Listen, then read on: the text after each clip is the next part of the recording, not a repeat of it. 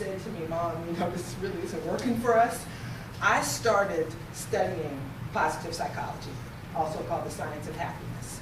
And to be very honest with you, it turned my life around. It really changed things for me.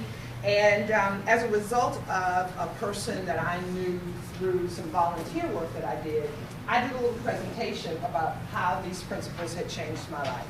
That grew into a book focused on women, helping them implement these practices into their lives.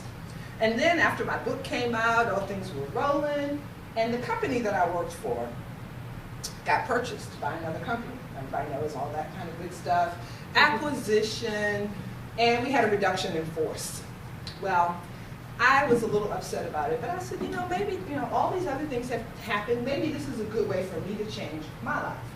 And I came into work the day that the RIF was going to happen, and I had already worked out, okay, the severance plan is this, here's I'm going to be able to make it, already got my resume together, I'm updating my LinkedIn, I'm ready. Well, my meeting was the last of 4 meetings scheduled for our team. And when the other people came out of their meeting, they picked up the paper box and went back to their desk. So I was just waiting for my time, because I was the lead person on the team. I figured I'm last. Well, when I go to my calendar, the meeting's gone. So I went to my boss. I said, well, what happened to my meeting? And she said, oh, I'm so sorry.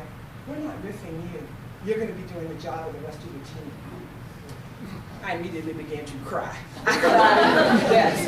I said, you can't be serious, right? This is like 4 people's jobs.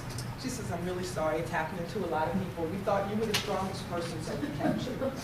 So at that point, literally, they told me to go home for the rest of the day because people were upset and crying because they had lost their job, and I was upset and crying because I still had my job.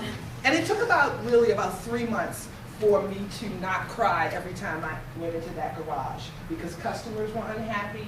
I was getting beat up, literally, from management, you know, as they call it, drinking through the fire hose. That was basically my life. And then I realized that if I had used these same tools to get through this personal disaster and the financial disaster, that they probably worked for work too. And to be very honest with you, I wasn't exactly sure because there are all these other people involved in your life at work. So how would just changing me change that whole dynamic?